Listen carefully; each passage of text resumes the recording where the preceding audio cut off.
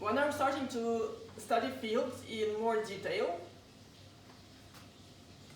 recall that we defined fields as follows. We said that a ring, which is as usual commutative, associative, and with unit, a ring K, is called a field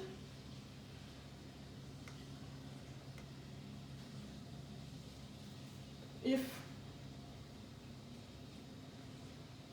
the set of non-zero elements forms a group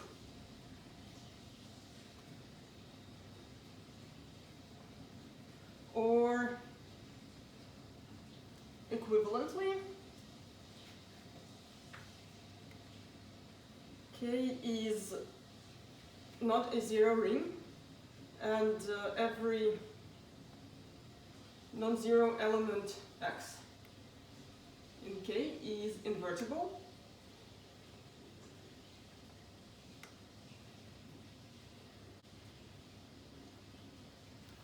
And it is also equivalent to saying that the ring K has exactly two ideals.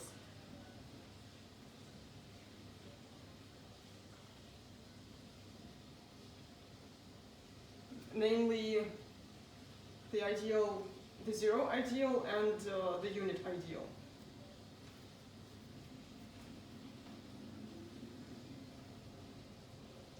Let us dig into more examples.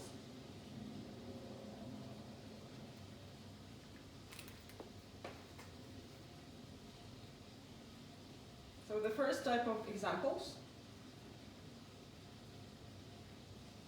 we say that a number field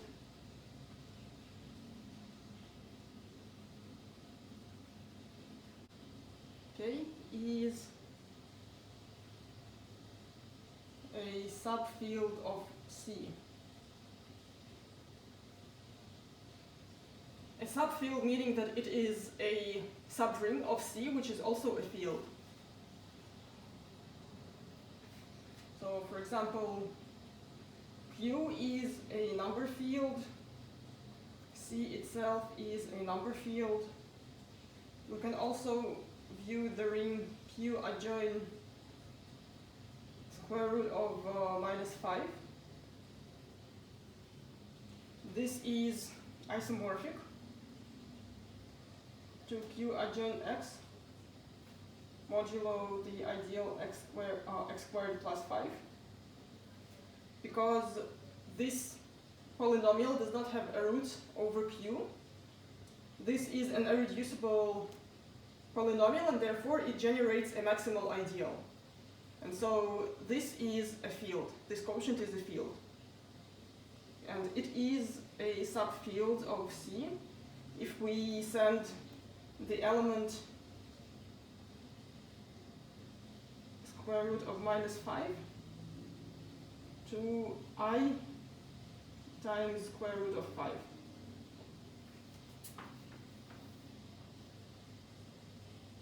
And R is also a number field because it is contained in C. Then another type of fields that comes up a lot is a finite field.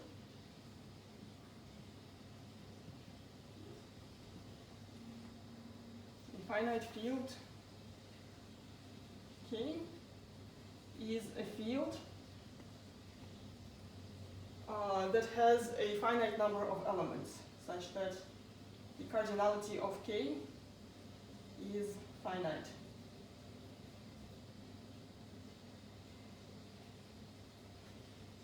For example,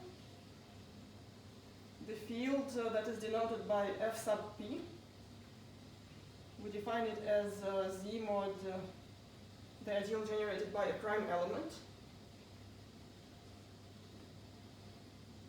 And prime elements in Z generate maximal ideals. So this quotient is a field, and this field is called F sub P.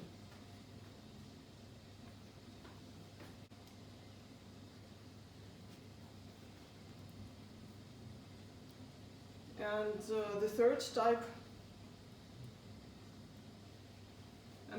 type of examples is a function field.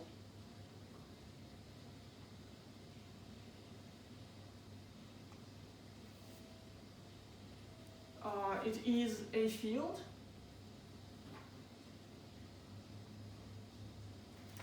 that contains the field of rational functions over C as a subfield.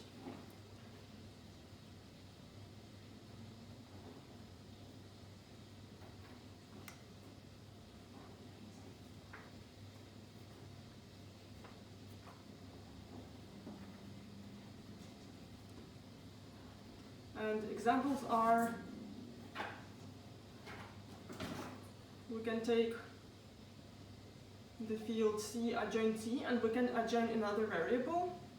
So we have the field of rational functions in X with coefficients from rational functions over C. So these adjoining two elements will be denoted by writing them in a row. Or we can also adjoin X and mod out by a prime polynomial, by an irreducible polynomial. For example, we can take x squared minus t cubed minus t.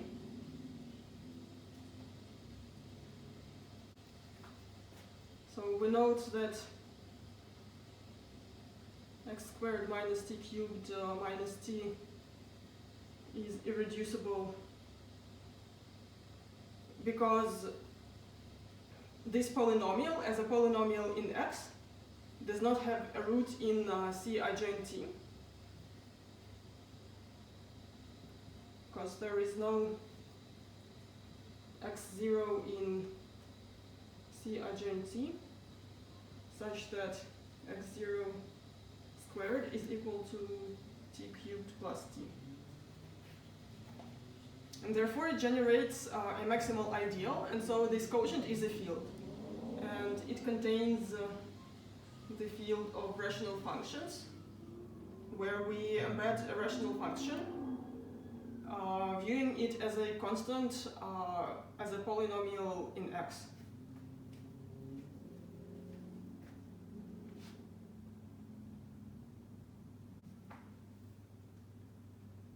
Now I recall the concept of characteristic.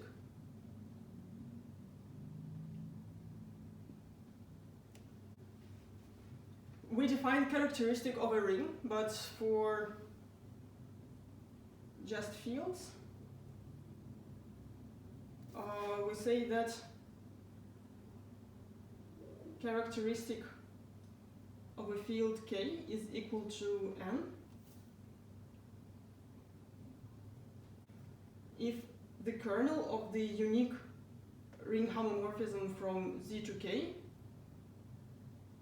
is generated by the element n, and n is a non-negative integer.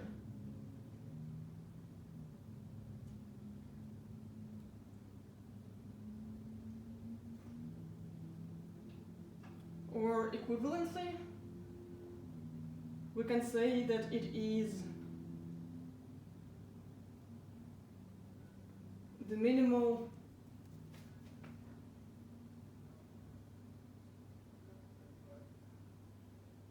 number K such that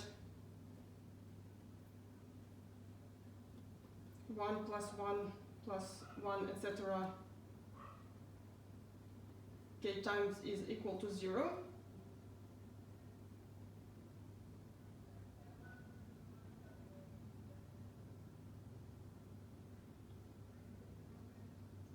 Or if it never happens for any K, it is 0.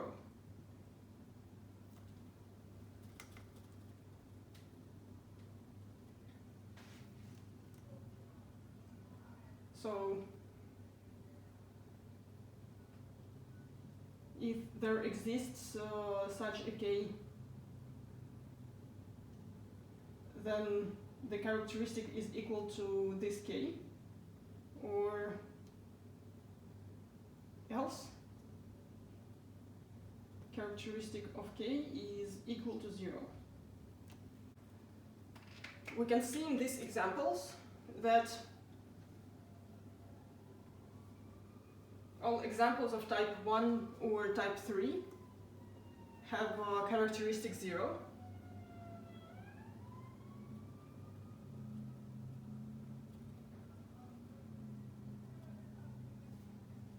And examples of type 2 have characteristic P.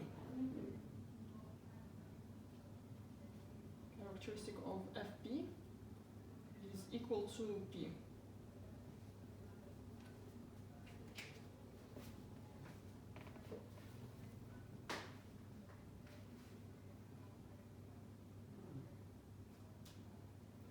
And the notion of characteristic is closely tied with the notion of a prime subfield, which I will define in a second.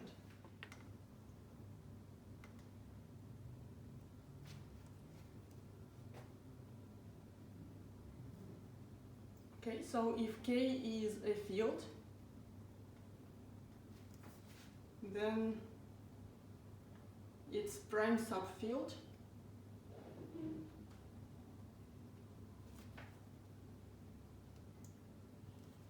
of K is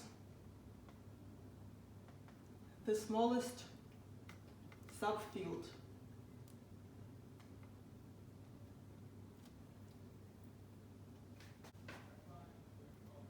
And the proposition immediately to follow is that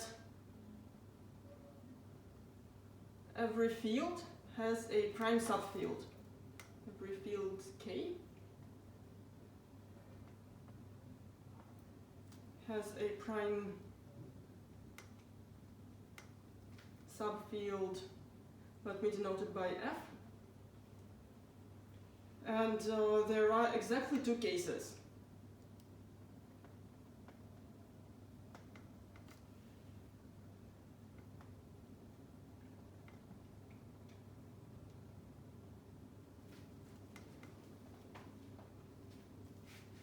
In the first case, F is isomorphic to Q,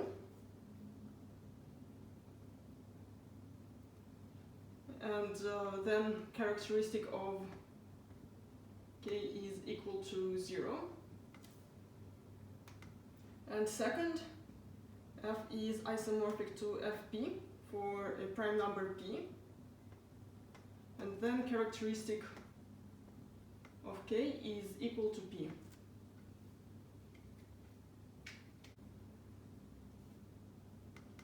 Okay, and let me prove it. I can consider the unique ring homomorphism U from Z to K. I denote it by U to signify that it is unique. And it sends 1 to 1. And we want to study the kernel of this homomorphism. So case number 1 is when the kernel is 0. And then the characteristic of K is 0.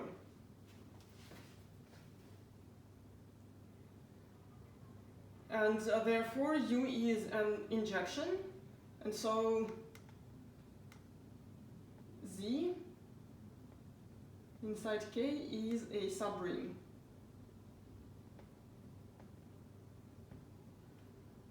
So now I say that Z is a subring of K and Z is a subring of Q. And so I want to extend the injection U to a ring homomorphism U bar from Q to K. I define U bar at the element, the rational number A over B, as u of A times u of B inverse.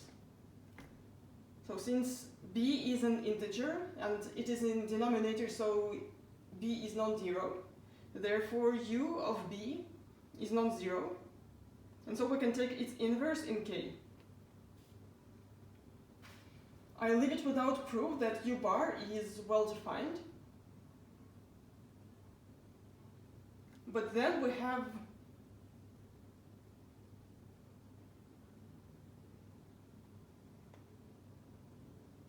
that the kernel of u bar can only be equal to 0, because the other ideal in Q is Q itself, and we know that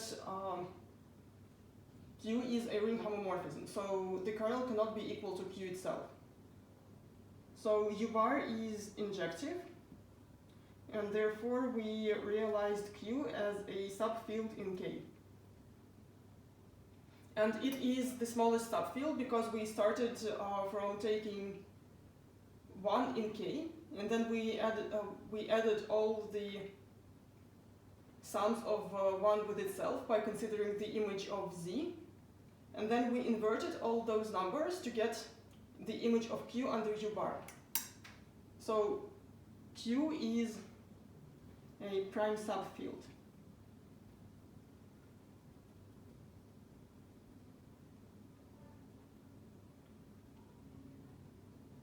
And now onto case 2, which is slightly easier. So the kernel of U is equal to a non-zero ideal generated by some integer p. Since K is a field, so it is an integral domain, so its characteristic is necessarily prime.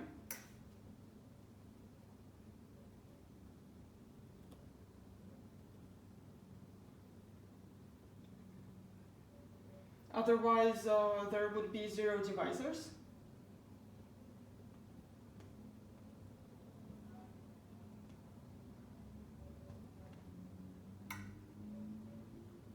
So it means that characteristic of K is equal to P.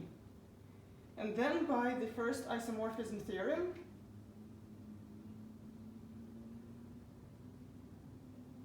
we have that K has a subring that is the image of U, and this is isomorphic to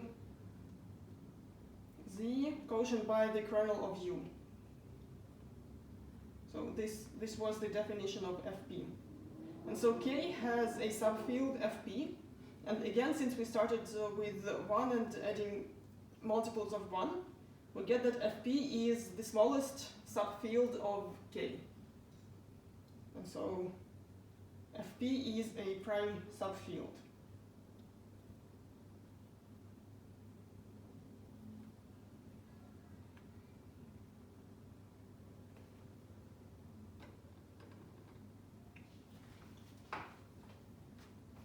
And so back to our examples.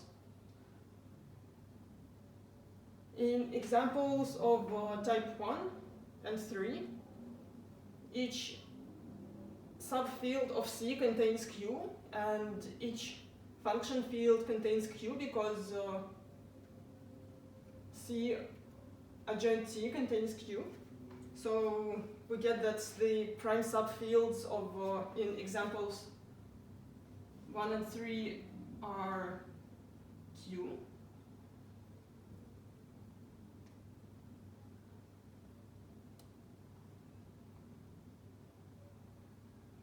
And in example about finite fields, Fp is a prime subfield of itself. So in this case it is trivial. But we will also consider other finite fields, and we will see that all of them are, and we will be able to use the fact that they contain a prime subfield. While we are talking about characteristic. I would like to recall something that you proved in one of the older P sets. Frobenius homomorphism.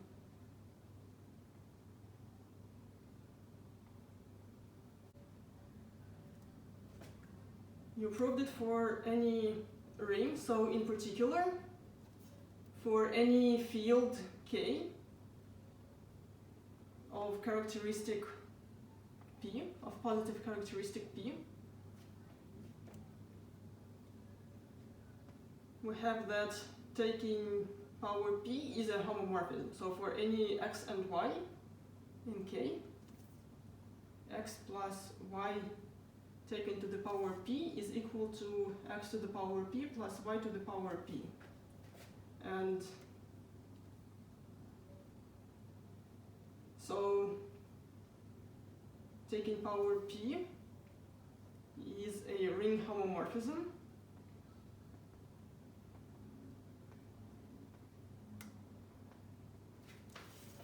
That is called Frobenius homomorphism.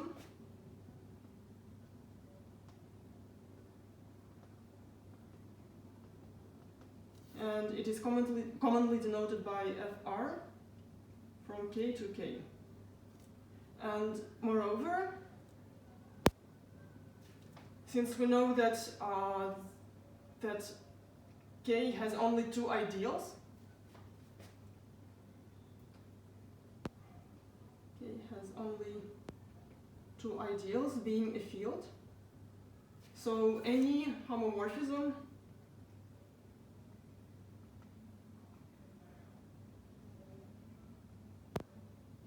between fields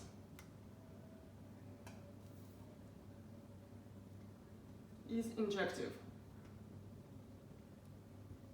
So in particular, Frobenius homomorphism is an injection from K to itself. And sometimes it happens to be a bijection. Much of field theory concerns so-called field extensions.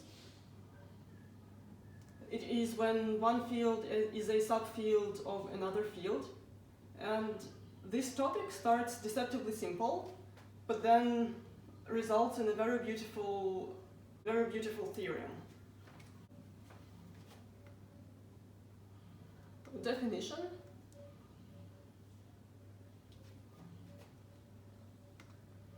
if K inside L is a subfield of a field,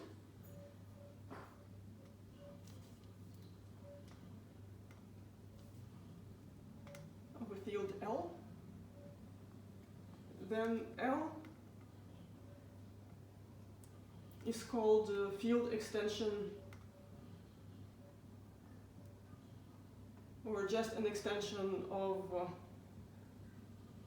K. And in this situation we denote it by L over K. And this is not to be confused with the quotient, because we cannot quotient by something that is not an ideal.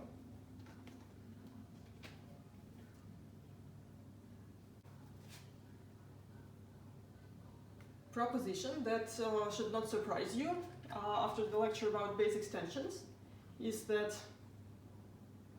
if L over K is a field extension, then L is a K vector space.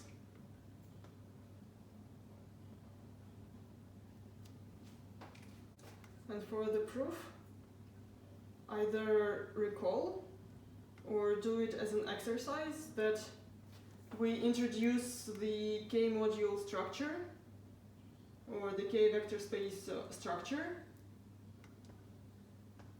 on L as follows.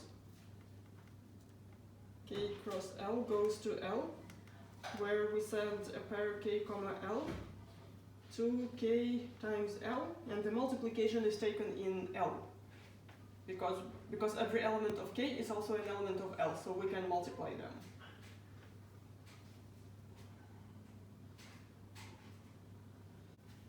So now, a bit philosophical questions: why do we want to consider field extensions?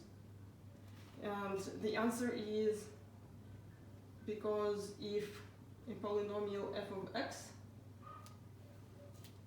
in k adjoint x has no roots,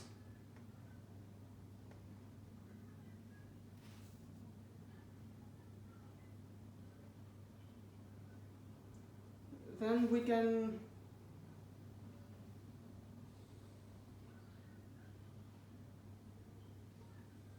take an irreducible factor of f,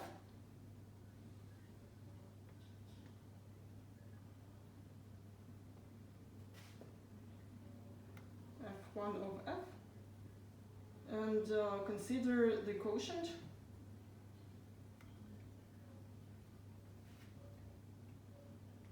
k adjoint alpha mod out by f1 of alpha, the ideal generated by f1. f1 is irreducible, so this quotient is a field, and it contains k as a subfield. And moreover, this formal variable alpha will be a new root of the polynomial f. F of alpha is equal to 0. This is because one of the factors of f, f1 of alpha,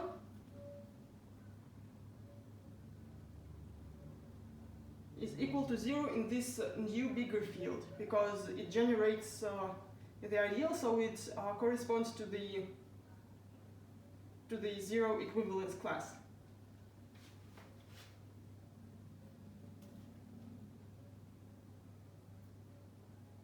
Okay, so if we have a k-vector space, we can talk about its dimension. And the definition is that the degree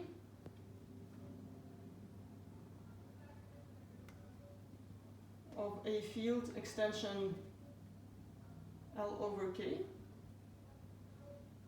it is denoted by L divided by K. And by definition, it is the dimension of L as a k-vector space.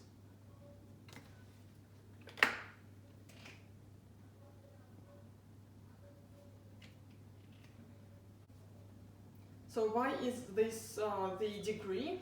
Why is this called the degree? So recall that we proved for integral domains, and therefore it also holds for fields, that if f of x in K adjoint x is a monic polynomial,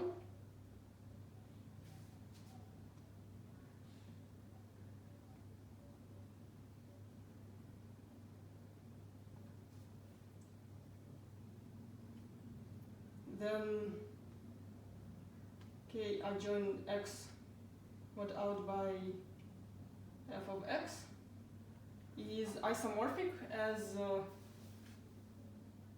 k-vector space to k taken degree f times. So every element in this quotient can be represented by a polynomial of degree at least one smaller than the degree of f. And taking coefficients of such polynomials gives us this isomorphism. And this connects the degree of f and this terminology to the dimension of L over K. Now let's consider a lot of examples to familiarize ourselves with the notion of a degree. So the degree of C over R is 2 because C has an R basis 1, I, which consists of 2 elements.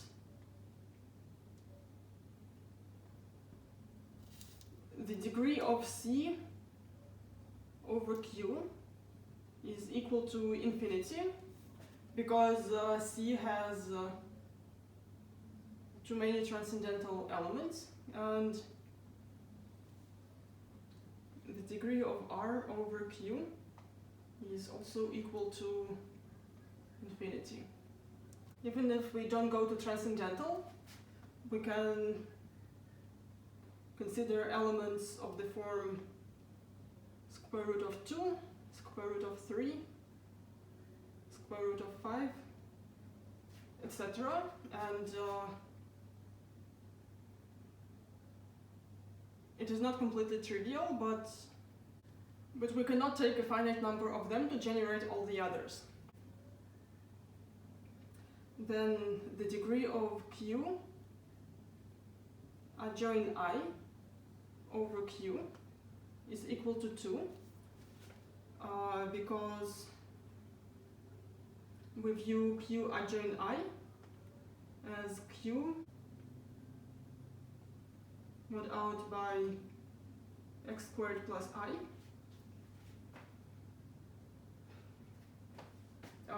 x squared plus 1, and therefore this is an irreducible polynomial of degree 2, and so the dimension of Q adjoin I over Q is equal to 2 by this fact that we have just recalled. And in a similar fashion, Q adjoin omega, where omega is a non-trivial root of unity, is equal to 2, because Q adjoin omega, just like Eisenstein integers, is defined as Q adjoin x mod out by x squared plus x plus 1. And this is an irreducible polynomial over Q. And to generalize these last two examples using this fact, if K is any field and f of x is an irreducible element of K adjoin x, then the degree of the field extension K adjoin x mod out by f of x over K is equal to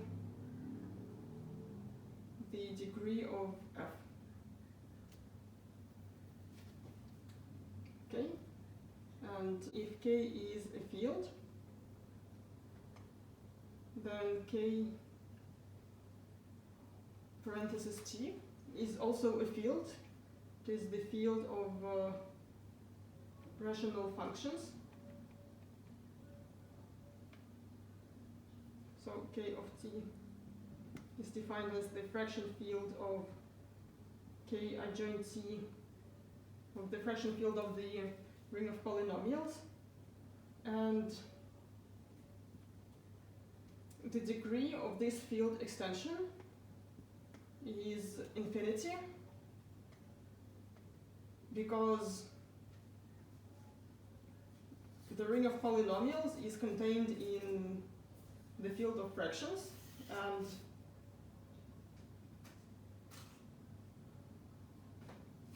the dimension over K of K adjoin T is infinity, because we should take all the monomials to generate the ring of polynomials. I mentioned the word transcendental element, and now I'm going to define what it means.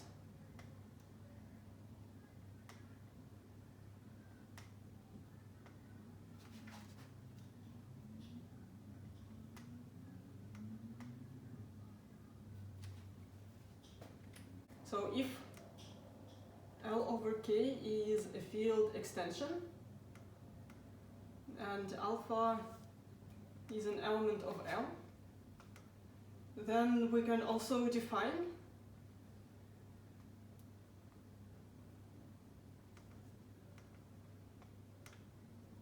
the degree of alpha as an element over K. So if we have a fixed element alpha in L, we can consider homomorphism phi sub alpha from K adjoin X to L. And this is the unique homomorphism such that phi alpha of any scalar K sends K to itself, and phi alpha of X, so X gets sent to the element alpha.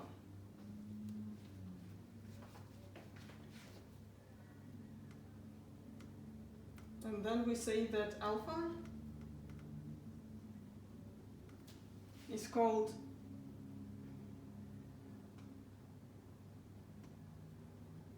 algebraic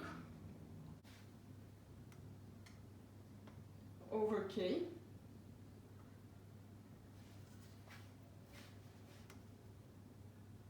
if the kernel of phi sub alpha is non-zero. In this case, the kernel of phi sub alpha is generated by some element f of X,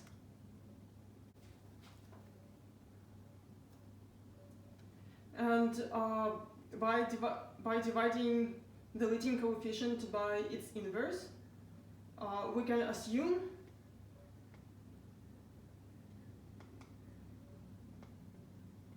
that f of X is monic. And then this is then f of X is the unique monic polynomial that generates the kernel of phi alpha. So this is because K adjoin X is a Euclidean domain, so every ideal is principal, and so if we have two elements that generate the same ideal, they must differ by a unit, and the only units are scalars. So f of X, being monic, is unique because we cannot multiply it by any scalar without changing the leading coefficient.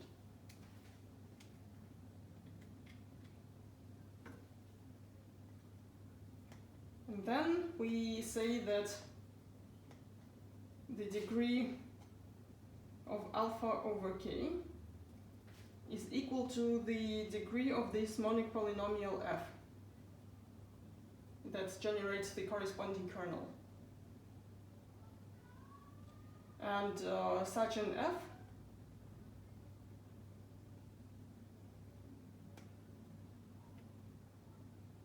is called the minimal polynomial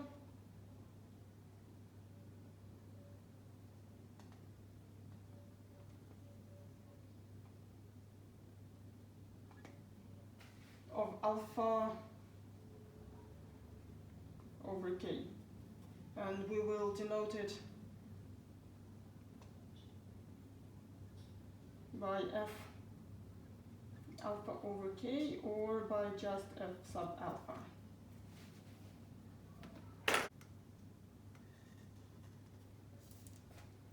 But there is a second case to this, namely that the kernel is 0, and if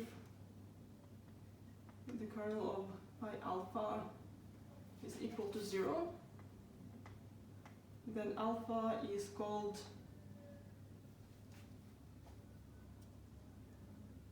a transcendental element over K.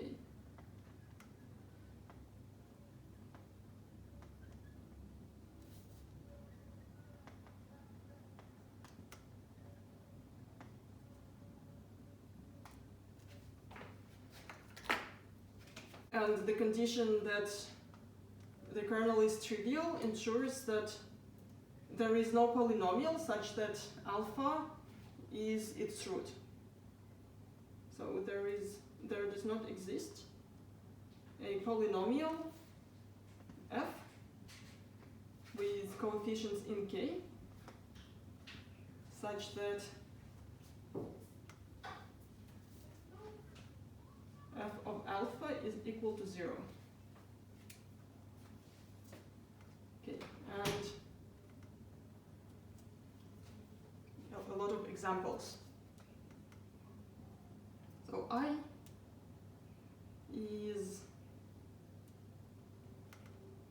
as an element of C is algebraic over R and also over Q.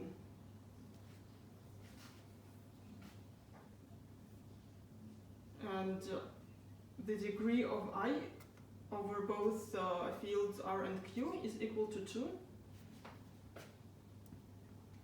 And this is because I is a root of a polynomial x squared plus 1, which is a polynomial with rational coefficients. The second example, square root of 2 in R is algebraic over Q of degree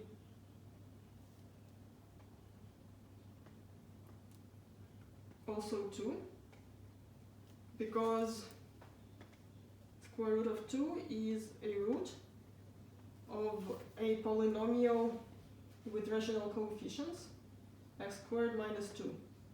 And this polynomial has degree 2.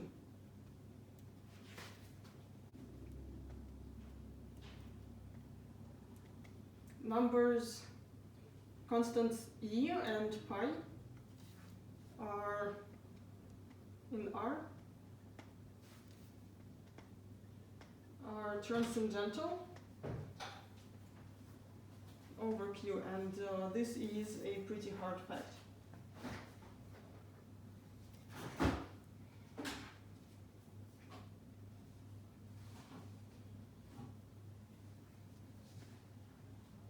So, for example, Q adjoint pi, this is, there are no relations on the powers of pi, and so we can view it as a ring of polynomials over Q that is contained inside R.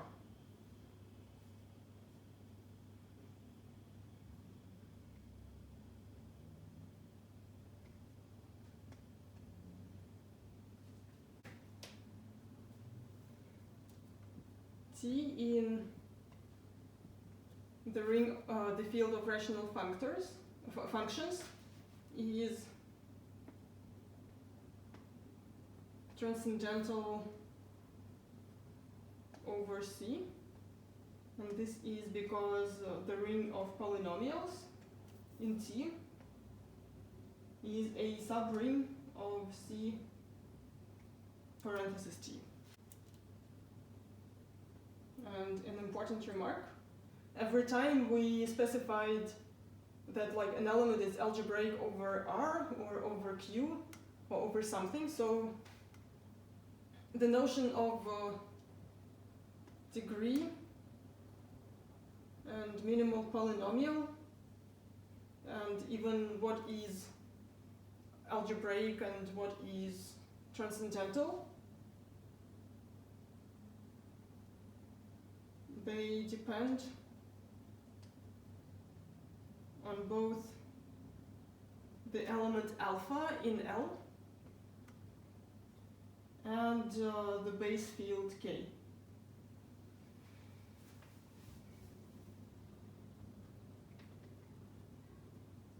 So an example is that we can consider Q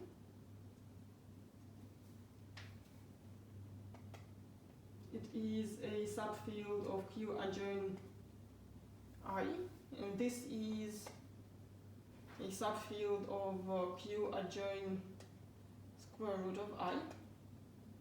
So the letter is, we view the letter as Q adjoin X mod out by X to the fourth plus 1. And so then the kernel of the mapping Q adjoin X to Q adjoin square root of I is generated by X to the fourth plus 1. So the minimal polynomial of square root of I over Q is X to the fourth plus 1. So the degree of square root of I over Q is equal to 4.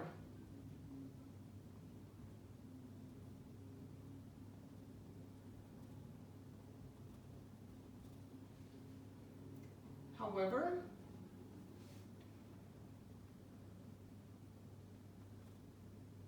the kernel of Q adjoin I adjoin X to Q adjoin square root of I, this kernel is generated by X squared minus I, and so the minimal polynomial of square root of I over Q adjoin I is equal to X squared minus 1. And it means that the degree is now equal to 2, the degree over Q adjoin I.